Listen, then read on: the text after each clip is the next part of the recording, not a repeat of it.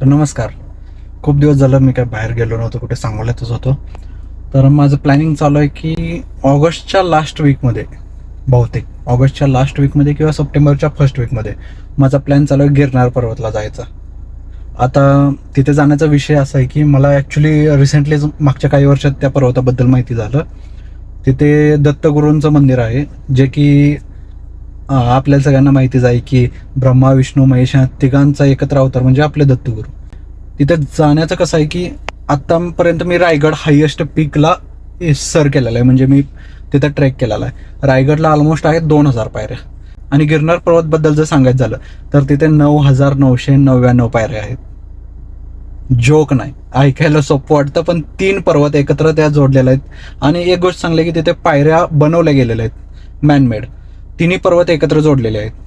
आता तिथं जाण्याचा प्रश्न असा आहे की सोबत कोण येणार, कारण 10,000 पायऱ्या चढणं सोपी गोष्ट नाही. मला माहिती आहे सोबत एखाद्या वेळेस चान्स आहे की मित्र येतील, जरी नाही आले तरी माझा प्लॅन आहे की सोलो ट्रॅव्हलिंग करायचं, पण त्या प्लेसला जाऊन यायचं. मी रिसेंटली एक ब्लॉग बघितला कृष्णराज महाडिकचा. तो तिथे आहे ॲक्च्युली, त्याच्या बड्डेसाठी तो तिथे गेलेला आहे आणि तो टाकतोय. त्याचे व्हिडिओ बघूनच समजते की खतरनाक आहे. पण बघू, माझा प्लॅन तर आहे की ऑगस्टच्या लास्ट वीक किंवा सप्टेंबरच्या फर्स्ट वीकला मी तिथे जाणार आहे. पण एक असाही प्रॉब्लेम आहे की पाऊस नसावा त्या टाइमला. पाऊस का नको म्हणतोय मी, कारण पावसात तिथे जाण्याचं म्हणजे रिस्की आहे थोडं, मला स्वतःला असं वाटतं. सो बघू, लेट्स सी त्या टाइमला.